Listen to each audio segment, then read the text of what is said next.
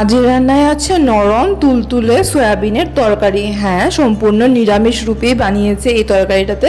কোনো রকম পেঁয়াজ রসুনের ব্যবহার করা হয়নি, শুধু আদা আর আলু দিয়ে বানানো হয়েছে এই তরকারিটা। খেতে এতটাই স্বাদ হয়েছে কি আর বলবো, শুধু আমার জন্যই মা একটু করে বানিয়ে দিয়েছে নিরামিষের জন্য। সয়াবিনগুলোকে প্রথমে এখানে সিদ্ধ করে নিয়েছে, সয়াবিন আলুকে একসাথে। সয়াবিনগুলো সিদ্ধ হয়ে গেছে, আলুগুলোও সিদ্ধ হয়ে গেছে, দেখো একদম নরম হয়ে গেছে। সয়াবিন আর আলু একসাথে সিদ্ধ করে নেওয়া হয়েছে। কড়াইতে তেল বসিয়ে আলু দিয়েছিলাম, আর আলু দিতে গিয়ে কাণ্ড করে ফেলেছি। তেলটা ছিটকে এসে আমার হাতের মধ্যে পড়েছে, জ্বলে গেছে, একদম জ্বালা করছে, হয়তো ঠোসা উঠবে। তাই জন্য তাড়াতাড়ি করে বরফ এক টুকরা ঘুষে দিয়েছি। আর এদিকে মা তারপর নেড়ে চুড়ে দিল আমাকে, আমি আর যাইনিও সেখানে। তেলের মধ্যে আলুগুলোকে, সেদ্ধ আলুগুলোকে দিয়ে একটু হলুদ আর নুন দিয়ে হালকা করে ভাজা করে নিয়েছি কিছু সময় জুড়ে। ভাজা করার পর সয়াবিনগুলোকে দিয়ে দিয়েছে, সয়াবিনগুলোকেও একটু নাড়াচাড়া করে ভাজা করে নেবে। সয়াবিন আর আলুকে ভাজা করে রানলেই নাকি মা বলে যে স্বাদ হয় বলে। আর এখানে যেহেতু কোনো রকম পেঁয়াজ রসুন দিচ্ছি না, তরকারিটা একদম পাতলা হয়ে যাবে, তাই জন্য আলুগুলোকে দেওয়াটা খুবই দরকারি। আলু দিয়েই ঘন হবে। এখানে দেখো আদা বাটা, জিরে ধনের গুঁড়ো, হলুদ, নুন আর মরিচের গুঁড়ো নেওয়া হয়েছে। আর কোনো রকম পেঁয়াজ রসুন নেওয়া হয়নি। আলুটাকে একটুখানি বাড়িয়ে দিয়েছে যাতে একটু গন্ধটা থাকে। মশলাগুলো ভাজা, মানে সয়াবিন আর আলুটা ভাজা হয়ে গেলে এটাকে নামিয়ে নিয়েছে।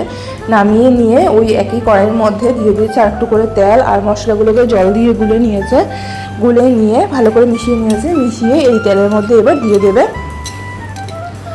তেলটা ততক্ষণে গরম হতে রয়েছে, তো তেলটা গরম হতেই দিয়ে দিয়েছে ফোড়নগুলো একটু ছিটে ছিটে বেড়ে আসতে দিয়ে দিল মশলাটা। আর আমি যথেষ্ট দূরে এই কড়াই থেকে, কারণ যে কাণ্ড আমি করেছি সেই কাণ্ড নিয়ে আমি আর এই কড়াইয়ের পাশে যাবো না। তারপর মশলাগুলো দিয়ে ভালো করে গুলিয়ে নিল। ভালো করে মশলাটাকে একটু ভেজে নেবে বললো মা, কারণ নয়তো মশলার মধ্যে গন্ধ করে।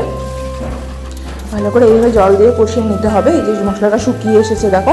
তারপর এই সয়াবিন আর আলুগুলোকে দিয়ে ভালো করে মিশিয়ে নেবে, আর সয়াবিনের জলগুলো চুষে নেবে। তারপর সাথে একটু করে জল দিবে, জল দিয়ে তার মশলাটাকে ভালো করে মানে কষাবে, কষিয়ে তারপর ঝোল দেবে। 5 মিনিট মতন এইভাবে একটুখানি করে জল দিয়ে ভালো করে নাড়াচাড়া করে রান্না করে নিতে হবে। দেখো দেখতে কত সুন্দর লালচে ভাব লাগছে। তারপর এইভাবেই কতক্ষণ মানে 5 মিনিট মতো নাড়াচাড়া করে জলগুলো শুকিয়ে যাওয়ার অপেক্ষা করতে হবে। জলগুলো শুকিয়ে গেলে মশলাটা ভালোভাবে রেডি হয়ে যাবে। তারপর এর মধ্যে ঝোল দিতে হবে। বেশি ঝোল দেওয়া যাবে না, বেশি যদি জল করে ফেলা হয় তাহলে খুবই খেতে বাজে লাগবে। আর এটাকে শুকনো শুকনো করে বানালেই স্বাদ লাগবে, যেহেতু নিরামিষ কোনো রকম মশলাপাতি নেই, তাই জন্য শুকনো শুকনোই করতে হবে, তাহলেই স্বাদ লাগবে। আর সয়াবিনগুলোকে সিদ্ধ করে নেওয়া হয়েছিল যাতে সয়াবিনগুলো একদম নরম হয়, তাই জন্য এতক্ষণ। তারপর জলগুলো শুকিয়ে যাওয়া পর্যন্ত অপেক্ষা করতে হবে, ততক্ষণে আলুগুলো একদম নরম হয়ে যাবে। তো আলুগুলো নরম হয়ে গেলে আলুগুলোকে মা ভেঙে দেবে। তা তখন অপেক্ষা করা যাক।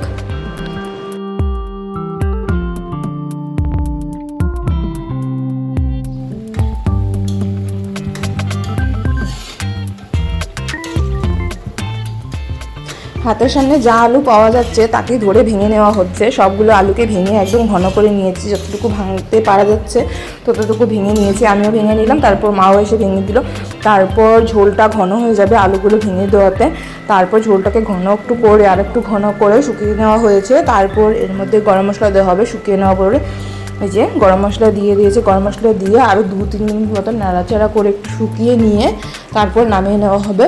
আর জলটা কতক্ষণ থাকলে, মানে ঝোলটা নামিয়ে নেওয়ার পরেও আস্তে আস্তে শুকিয়ে যাবে, কারণ আলুগুলো জলটা চুষতে থাকবে আর সয়াবিনটাও জলটা টানবে, এতে করে শুকিয়ে যাবে যথেষ্ট। এই যে নাড়াচাড়া করে একদম মাখা মাখা হয়ে গেছে, না আছে অত বেশি ঝোল, না আছে অত শুকনো। দেখো কত সুন্দর হয়েছে, আর খেতে খুবই স্বাদ হয়েছিল। খুবই পছন্দের একটা খাবার আমার। এইরকম রান্নাবান্নাগুলো পছন্দ হলে তোমরা সাবস্ক্রাইব করতে ভুলো না। একদম সিম্পল সাধারণ ঘরোয়া মার হাতের রান্নাগুলো দেখার জন্য পাশে থেকো। আর ভিডিওটা ভালো লাগলে একটা লাইক করে দিয়ে কমেন্ট করে জানিও তোমরা নেক্সট দিন কী রান্না দেখবে। তো আজকের জন্য এখানে বিদায় নিচ্ছি। তোমরা সবাই ভালো থাকো, ভালো ভালো রান্না করো অ্যান্ড ভালো ভালো খাও।